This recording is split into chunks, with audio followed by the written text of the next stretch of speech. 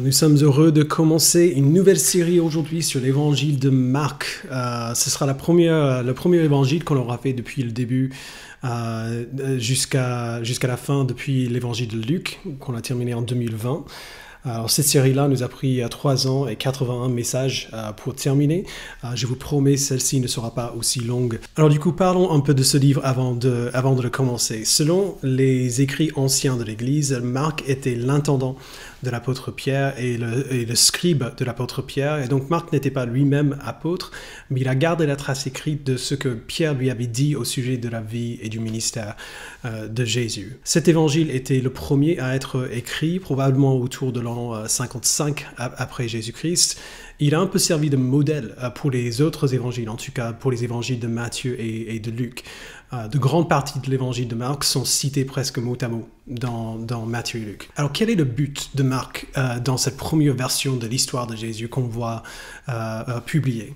Le premier but de Marc ici est de nous dire simplement qui est Jésus. Et il procède à accomplir son but en nous donnant une vue d'ensemble plutôt épisodique de la vie et du ministère de Jésus. Alors, plutôt que d'essayer de nous présenter absolument tout, Marc nous donne des petits moments, des enseignements, des événements. Le résultat est un peu comme une version mosaïque de la vie de Christ, où on obtient une présentation rapide et facile à digérer de qui est Jésus et de ce qu'il a fait. Alors, à qui est-ce que Marc écrit? Il écrit à l'Église dans sa totalité, mais probablement il vise particulièrement des chrétiens qui font face à la menace imminente de la persécution à Rome. Alors, c'est important qu'on garde ce contexte un peu au fond de nos esprits pendant qu'on continue cette série, parce que cet évangile aurait rappelé à ces chrétiens le salut qu'ils avaient en Christ, qui leur aurait donné le courage de tenir bon face à la persécution. Ce serait aussi un rappel puissant que peu importe quelle souffrance ils ont à endurer, Christ l'a enduré d'abord. Il les a précédés afin de les sauver. Et nous pouvons voir cette réalité-là au tout début de cet évangile. Notre passage aujourd'hui nous dit 4 choses au sujet de Jésus, et je veux que vous gardiez une question en tête pendant qu'on traverse ce passage aujourd'hui. Et la question, c'est tout simple, c'est « Et alors ?» Et alors? Quand Marc nous dit quoi que ce soit sur Jésus, il faut nous demander quelle différence est-ce que ça fait. Alors, je vais déjà vous le spoiler un peu. Tout ce que Marc nous dit au sujet de Jésus ici se résume en une seule chose, et cette chose change tout une fois qu'on la sait. Alors, Marc ne perd pas de temps. Sa toute première phrase est une phrase de résumé de tout son livre. Regardez au verset 1. Il dit « Voici le commencement de l'évangile de Jésus-Christ, Fils de Dieu ». Tout le but de Marc se résume en cette phrase très brève. Tout d'abord, voici l'évangile. Ça peut être utile de clarifier quelque chose rapidement si vous n'avez pas l'habitude de lire la Bible. Même dans la Bible elle-même, on voit le mot évangile utilisé globalement de 2 manières différentes. Le mot évangile signifie simplement bonne nouvelle. Parfois, on utilise ce mot aussi comme un titre d'un des 4 livres qui racontent l'histoire de Jésus, l'évangile de Marc, l'évangile de Matthieu, Luc ou Jean. Mais la plupart du temps, le sens de ce mot est plus général que ça. La plupart du temps, quand on parle de l'évangile, on parle simplement de cette bonne nouvelle, de ce message, de ce que Jésus-Christ a fait. Lorsqu'on parle de proclamer l'évangile ou de partager l'évangile avec d'autres personnes, c'est de ça qu'on parle, partager la bonne nouvelle de ce que Jésus-Christ a fait. Et dans ce verset, Marc se sert du mot un peu des 2 manières. Il dit « Voici l'évangile ». C'est un livre qui raconte la vie et le ministère de Jésus-Christ, et c'est l'histoire de sa vie et de son ministère qui est aussi une très très bonne nouvelle. Donc c'est un peu les 2 en même temps. Alors deuxièmement, remarquez qu'il dit que c'est l'évangile de Jésus-Christ. Il ne dit pas que c'est l'évangile de Jésus. Ce mot Christ, évidemment, ce n'est pas le nom de famille de Jésus. C'est un titre qui signifie le Messie. Ça ne sera peut-être pas utile si on ne sait pas ce que signifie le mot Messie. Le mot Messie, ou le Messie est un personnage qu'on voit prophétiser dans l'Ancien Testament. C'est le sauveur que Dieu avait promis d'envoyer pour sauver son peuple. Ce à quoi ce salut ressemblerait était un gros point d'interrogation pour beaucoup de gens à l'époque, mais Marc veut que ce soit clair dès le début, qui ne raconte pas simplement l'histoire d'un homme ordinaire. Il raconte l'histoire du Messie, le Sauveur promis, qui s'appelle Jésus et qui est le Christ. Troisièmement, Marc nous donne cette information sur Jésus. Il dit qu'il est le Fils de Dieu. Alors ce Messie, ce Jésus n'est pas un guerrier humain que Dieu envoie pour sauver son peuple. C'est un être humain, oui, mais pas seulement, il est le Fils de Dieu. Marc ne donne pas de détails au sujet de la naissance ou de la généalogie de Jésus, alors moi j'en parlerai pas non plus. Si vous voulez en savoir plus, allez lire les débuts de l'évangile de Matthieu ou de Luc, ils en parlent tous les deux. C'est pas le but de Marc ici. Le but de Marc, c'est de montrer que même si Jésus est humain, il n'est pas seulement humain, il est divin. Tout ce qu'on voit dans ce passage, dans tous les versets qu'on va voir aujourd'hui, met l'accent sur la divinité de Jésus. Tout cela dit, au verset 2, Marc fait un virage direct et il cite le prophète Ésaïe et le prophète Malachie. Verset 2, il dit « Conformément à ce qui est écrit dans les prophètes, voici, j'envoie mon messager devant toi pour te préparer le chemin. C'est la voix de celui qui crie dans le désert, préparez le chemin du Seigneur, rendez ses sentiers droits. » Alors ces prophéties qu'on voit citées dans les versets 2 et 3 sont des prophéties d'espérance pour un peuple désespéré et fatigué, des prophéties qui annoncent la venue d'un messager qui préparait le peuple pour l'arrivée du Seigneur, pour le jour où le peuple verrait enfin la gloire de Dieu. Lorsque Jean commence son ministère, le peuple d'Israël vit sous l'occupation romaine et les prophètes sont silencieux depuis 4 siècles. Le peuple attend et prie pour le jour où Dieu viendra de nouveau se manifester parmi eux, mais jusqu'ici, ils ne le voient pas. Ça aurait été facile pour eux d'avoir l'impression que la seule réponse à la prière, c'est le silence. Mais là, nous voyons au verset 4, Jean parut, il baptisait dans le désert et prêchait le baptême de repentance pour le pardon des péchés. Toute la région de Judée et tous les habitants de Jérusalem se rendaient vers lui. Reconnaissant publiquement leurs péchés, ils se faisaient baptiser par lui dans l'eau du Jourdain. Le ministère de Jean était source de beaucoup de controverses parce que la loi de Moïse était toujours de vigueur. Le peuple d'Israël, s'ils gardaient la loi, ils étaient purs, ils n'avaient pas besoin d'autre chose. Au moins, c'est ce que les chefs religieux pensaient. Mais là, Jean arrive, une figure assez étrange qui s'habillait en poids de chameau et qui mangeait des insectes. Et en plus de son aspect étrange, il dit au peuple que tous les rites et les sacrifices de la loi, même si ces choses ne sont pas mauvaises, elles ne sont pas suffisantes non plus. Dieu ne cherche pas seulement une pureté rituelle, il cherche un cœur renouvelé. Et c'est ça la repentance, c'est un engagement d'obéissance à Dieu. C'est lorsqu'on se tient devant Dieu et on dit « je me détourne de mes péchés, de ma désobéissance parce que je veux te ressembler, je veux te suivre, je veux t'obéir ». Alors les gens venaient au fleuve en confessant leurs péchés, en disant à Dieu « je ne veux plus vivre comme j'ai fait jusqu'ici, je veux changer ». Et Jean les baptisait comme un symbole que c'est ce changement de cœur qui nous sauve et non pas les sacrifices. Alors c'est déjà énorme, mais il y a 2 choses vraiment importantes qu'on doit voir avant de continuer. D'abord, il faut voir que Jean ne fait pas quelque chose de hyper radical ici. Les chefs religieux, s'ils avaient prêté attention, auraient vu que Jean ne fait qu'appliquer ce que les prophètes avaient déjà dit. Michée 3, Ézéchiel 36, les prophètes continuellement avaient dit que tous les sacrifices du monde sont inutiles si le cœur n'est pas changé. Jean prend ce qu'ont dit les prophètes et il donne au peuple une aide visuelle pour les aider à mieux comprendre. Ensuite, il faut qu'on voit qu'il manquait quelque chose au baptême de Jean.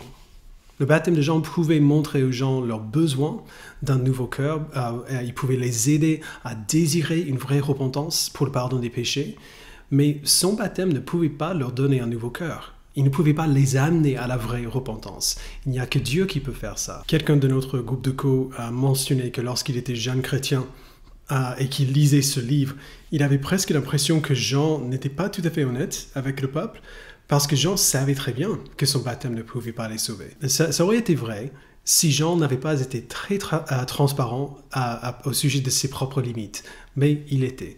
Regardez au verset 7. Il proclamait, donc c'est Jean proclamait, « Après moi vient celui qui est plus puissant que moi, et je ne suis pas digne de me baisser pour détacher la courroie de ses sandales. Moi, je vous ai baptisé d'eau, lui, il vous baptisera du Saint-Esprit. » Alors Jean est très clair que son baptême ne suffit pas. Quelqu'un d'autre vient, il dit, qui est plus grand que moi. Lui, il vous baptisera, non pas avec de l'eau, lui, il vous baptisera du Saint-Esprit.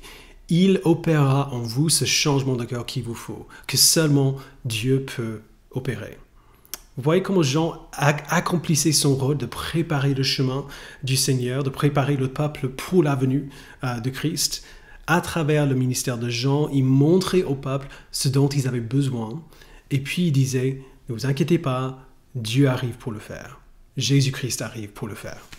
Et c'est exactement cela qu'on voit par la suite. Verset 9. À cette époque-là, Jésus vint de Nazareth en Galilée. Et il fut baptisé par Jean dans le Jourdain. Au moment où il sortait de l'eau, il vit le ciel s'ouvrir et l'Esprit descendre sur lui comme une colombe. Et une voix se fit entendre du ciel. « Tu es mon Fils bien-aimé, tu as toute mon approbation. » Vous vous souvenez que j'ai dit que tout ce qu'on voit dans ce passage met l'accent sur la divinité de Jésus. Voici un indicateur très clair de cela. Lorsque Jésus est baptisé, l'Esprit descend sur lui comme une colombe et la voix du Père retentit depuis le ciel disant « Tu es mon Fils bien-aimé, tu as toute mon approbation ». Alors c'est une voix que tout le monde pouvait entendre, un signe que cet homme qui vient de se faire baptiser a toute l'approbation de Dieu lui-même. Et encore plus, cet homme qui vient de se faire baptiser est lui-même divin. « Tu es mon Fils bien-aimé ». Alors Marc a deux buts en racontant cette petite histoire. Le premier but est de montrer que Jésus est à la fois pleinement Dieu et pleinement homme. Alors Jésus est un homme. Il vient de Nazareth, une petite ville en Galilée où tout le monde pouvait aller s'il voulait pour voir. Certaines personnes à côté du Jourdain, s'ils suivaient Jean, connaissaient probablement Jésus. L'évangile de Luc nous dit que Jésus et Jean étaient cousins. Jésus est un homme. Mais en même temps, il est pleinement divin. Dieu lui-même parle du ciel en disant « Tu es mon Fils bien-aimé ». Alors voici un sujet qui est de première importance. Il y a beaucoup de sujets sur lesquels on peut ne pas être d'accord et quand même être chrétien, parce qu'il y a des choses que la Bible enseigne plus clairement que d'autres, et certaines choses qui vont au cœur de l'Évangile plus que d'autres. Mais voici un de ces sujets sur lesquels nous devons être d'accord. Sans la divinité et l'humanité de Christ, toute la foi chrétienne tombe à l'eau. Si Christ n'était pas un homme, il ne pourrait pas prendre la place des hommes. Si Christ n'était pas Dieu, il n'aurait pas plus de puissance pour sauver que vous et moi. Alors Marc veut que ce soit très clair. Jésus est un homme, mais pas un homme comme les autres. Il est pleinement homme, mais il est aussi pleinement Dieu. Donc ça, c'est son premier but ici, c'est de nous montrer cela. Son deuxième but est de montrer que Jésus, même s'il est pleinement divin, ne demande pas aux gens de faire ce que lui-même n'était pas préparé à faire. Alors lui, il n'avait pas besoin de se faire baptiser, il n'avait pas besoin de se repentir du péché, il n'avait pas de péché. Mais il s'est fait baptiser quand même, parce qu'un de ses buts était de représenter des êtres humains devant Dieu. Alors il a fait tout ce que Dieu ordonnait aux hommes de faire, et il a fait tout ce que les hommes ne pouvaient pas faire pour eux-mêmes. Ce ne serait pas la dernière fois qu'on va faire ça. Alors, Jésus est le sauveur promis de Dieu, et Jésus a l'approbation de Dieu. Ensuite, on voit que Jésus a la force de Dieu. On a vu le Saint-Esprit descendre sur lui comme une colombe. Maintenant, nous lisons au verset 12 que ce même esprit poussa Jésus dans le désert, où il passa 40 jours, tenté par Satan.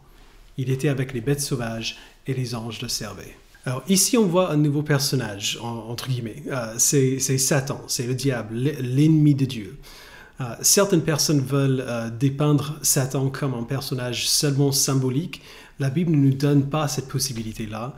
Satan est un être réel, un être spirituel qui déteste Dieu et qui veut détruire le peuple de Dieu. Mais voici ce qu'on doit garder en tête, que Marc nous aide à voir. Regardez à combien Marc passe peu de temps à parler de Satan ici. Il le mentionne presque en passant. Il veut que notre attention soit fermement centrée sur Jésus et non pas sur Satan. Son but n'est pas de sous-estimer le pouvoir de Satan, mais plutôt d'élever la puissance de Jésus. Marc nous dit que Jésus est dans le désert pendant 40 jours et qu'il est tenté par Satan tout le long. Aucun homme n'a subi une telle chose. C'était quand la dernière fois que vous avez passé 40 jours sans péché, affamé, assoiffé et au bout de vos forces physiques? On ne peut même pas imaginer une telle épreuve. Donc c'est déjà impressionnant qu'il a réussi à faire cela, mais il y a aussi la question du pourquoi. Pourquoi est-ce qu'il a dû être tenté par Satan? C'est pas comme si Satan pensait vraiment que Jésus allait céder. Il savait avec qui il avait affaire. En fait, on voit la réponse à la question dans Hébreux 2 qu'on a vu ce Noël. En effet, celui pour qui et par qui toutes choses existent, donc c'est Dieu, voulait conduire à la gloire beaucoup de fils. Il lui convenait donc de qualifier parfaitement par des souffrances l'auteur de leur salut. Donc ça, c'est Jésus. En effet, comme il a souffert lui-même lorsqu'il a été tenté, il peut secourir ceux qui sont tentés. Donc vous voyez ce que ça change? La tentation de Jésus par Satan était le plan de Dieu, pas de Satan. C'est l'Esprit qui a poussé Jésus à aller dans le désert afin qu'il soit tenté, pour que Jésus soit parfaitement qualifié par ce qu'il a souffert et pour qu'il puisse venir à notre secours lorsque nous sommes tentés.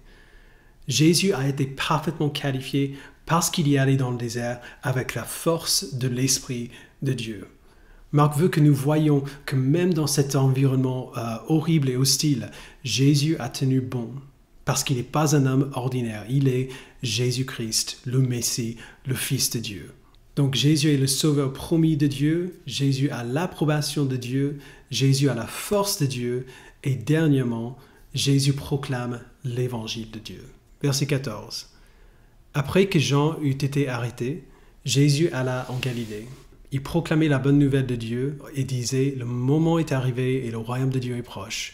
Changez d'attitude et croyez à la bonne nouvelle. » Peu de temps après le baptême de Jésus, Jean-Baptiste est arrêté et après son arrestation, Jésus revient en Galilée. Qu'est-ce qu'il y fait? Il proclame la bonne nouvelle de Dieu, l'évangile que Dieu l'avait envoyé pour proclamer. Et qu'est-ce que cet évangile? Quel est le contenu de cette bonne nouvelle? D'abord, on voit une déclaration de une bonne nouvelle. Le moment est arrivé, il dit, et le royaume de Dieu est proche. On se souvient tout à l'heure, on a parlé de combien les Juifs avaient longtemps attendu l'accomplissement de ces prophéties, un signe que Dieu les écoutait toujours, qu'il était toujours là. Eh bien maintenant, ce moment est arrivé. Le royaume de Dieu est proche. On vient tout juste de fêter Noël. Chaque Noël, il y a un moment où les parents vont chercher leurs enfants et dire « Allez les enfants, vous pouvez sortir maintenant. » Et les enfants courent comme des malades pour aller voir les cadeaux sous le sapin parce qu'ils sont tellement heureux que le moment est enfin arrivé. Voici le même moment ici pour tout un peuple. Sauf que ça ne fait pas un mois qu'ils attendent, mais des siècles. Et ils n'attendent pas des cadeaux de Noël, ils attendent la délivrance. C'est presque comme s'ils étaient de nouveau en Égypte en priant que Dieu les délivre du Pharaon. Et enfin, cet homme que Jean a décrit comme plus puissant que moi, celui qui les baptisera du Saint-Esprit, celui qui avait reçu l'approbation divine à son baptême, cet homme vient en disant « Ça fait longtemps que vous attendez, l'attente est presque terminée, le royaume est proche. » C'est une très, très bonne nouvelle. Et ensuite, il leur dit comment accéder à cette bonne nouvelle. Il leur dit « Changez d'attitude, littéralement repentez-vous et croyez à la bonne nouvelle. » On a déjà dit que l'évangile est la bonne nouvelle de Jésus-Christ. Alors à ce stade de l'histoire, les gens qui ont entendu Jésus parler ici n'avaient que très peu d'idées au sujet de ce que Jésus était venu faire. À ce stade, ils ne savaient pas que Jésus était venu pour vivre notre vie et subir notre mort à notre place. Ces gens ne savaient pas ce que Jésus allait faire dans son ministère. Mais voici ce qu'ils savaient. La bonne nouvelle du royaume leur était annoncée par cet homme, Jésus. Et son message était cohérent avec celui de Jean-Baptiste. Ça ne suffit pas de suivre des rituels, d'offrir des sacrifices. Ils devaient se repentir et croire à ce que cet homme allait leur dire. Alors voilà le début de l'évangile de Marc. Et dans ce début, nous voyons Marc donner une sorte de CV rapide de Jésus. Cet homme, Jésus, il dit, vient avec l'approbation de Dieu, il vient avec la force de Dieu, il vient avec le message de Dieu. Tout ça pourrait être théoriquement vrai au sujet d'un homme ordinaire aussi, comme les prophètes de l'Ancien Testament. C'est vrai au sujet de Moïse, d'Élisée ou d'Élie. Ce qui rend Jésus différent ici est très simple. Aussi simple qu'une voix qui part du ciel en disant « Tu es mon fils bien-aimé, tu as toute mon approbation ». J'ai dit tout à l'heure que tout ce que Marc nous dit ici au sujet de Jésus se résume en une seule vérité. Voici cette vérité. L'histoire que Marc va nous raconter dans son livre, c'est l'histoire du Fils de Dieu. pas d'un guérisseur, pas d'un prophète, pas d'un bon enseignant moral, le Fils de Dieu. Et si Jésus est vraiment le Fils de Dieu, ça change absolument tout. Il y a une citation bien connue de C.S. Lewis que j'ai déjà citée plein de fois dans le passé, mais je vais le reciter maintenant. Il dit « Je cherche ici à empêcher quiconque de prononcer cette phrase vraiment insensée qu'on avance souvent au sujet de Jésus. Je suis prêt à voir en Jésus un éminent maître de morale, mais je récuse sa prétention d'être Dieu. C'est la chose à ne pas dire.